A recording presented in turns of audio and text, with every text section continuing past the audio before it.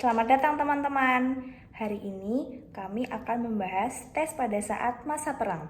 Jadi stop senyum-senyum, cause plenty of knowledge is way about to go down.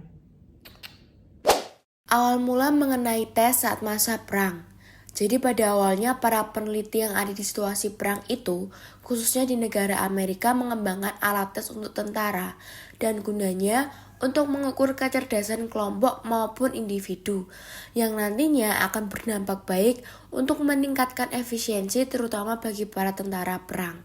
Nah, tokoh utama pengembang alat tes saat itu namanya Robert M. Yerkes yang sudah pernah membuat norma bagi anak sekolah yang kemudian dijadikan tes yang memuat memori, asosiasi kata lisan, dan substitusi simbol dan digit. Kemudian, Yerkes ini membentuk komite dan berhasil mengembangkan dua tes kelompok utama, yaitu Army Alpha dan Army Beta. Kemudian ada Army Alpha dan Army Beta. Ketika kita berbicara mengenai Army Alpha, ini merupakan tes yang tujuannya adalah mengukur kecerdasan para tentara, seperti meliputi penerapan matematika, kemampuan menyusun kalimat, dan mengikuti instruksi secara lisan. Sedangkan Army Beta sendiri merupakan tes yang lebih ditujukan untuk orang-orang yang memiliki kekurangan dalam kemampuannya, seperti orang buta huruf, dan terlambat dalam kemampuan penggunaan bahasa. Lalu, biasanya tes ini juga meliputi seperti pengujian identifikasi bentuk, menghitung gambar, dan juga melengkapi pola visual. Nah, sekarang kita masuk ke dampak utamanya. Setelah muncul adanya tes dalam angkatan militer, Army Alpha dan Army Beta kerap digunakan juga untuk penggunaan umum seperti tes intelijensi, tes saat masuki perguruan tinggi, dan juga tes prestasi bakat. Kemudian, para peneliti lain juga memunculkan tes baru yang sampai saat ini kerap digunakan untuk penggunaan umum. Contohnya seperti National Intelligence Test yang dikembangkan oleh National Research Council dan diberikan pada 7 juta anak di Amerika Serikat pada tahun 1920-an. Kemudian ada Wechsler Skills, SAT, dan GRE yang merupakan tes yang berakar pada metode Yerkes dan Otis.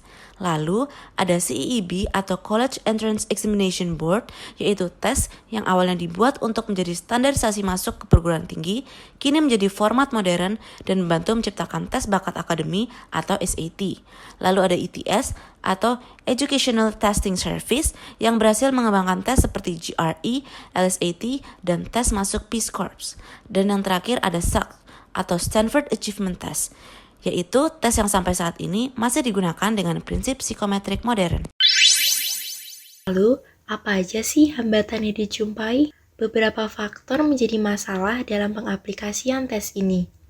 Jika ditinjau dari sisi statistik, sangat diperlukan analisis faktor untuk mengidentifikasi kemampuan utama yang berbeda. Spearman pada tahun 1904 baru memulai penelitian ini. Namun, baru muncul teori yang dapat disandingkan pada 1930-an oleh Thurston tentang primary mental abilities, yang membahas tentang pemahaman verbal, kemampuan numerik, dan kecepatan persepsi. Lalu ada masalah sosial.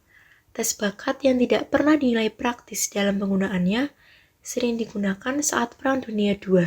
Tes ini penting untuk memilih kandidat dengan keterampilan khusus, seperti pilot, insinyur penerbangan, dan navigator.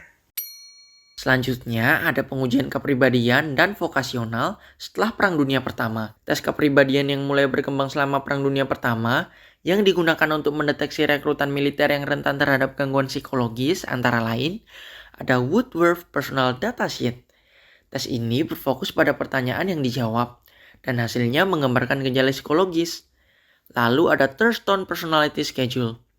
Tes ini merupakan tes lebih lanjut yang menganalisis internal konsistensi yang berhubungan dengan neurotik. Yang ketiga ada Bernreuther Personality Inventory. Tes ini merupakan tes yang lebih kompleks untuk mengukur 4 dimensi kepribadian, yakni kecenderungan neurotik, kemandirian introversi, ekstroversi, dan dominasi submisi.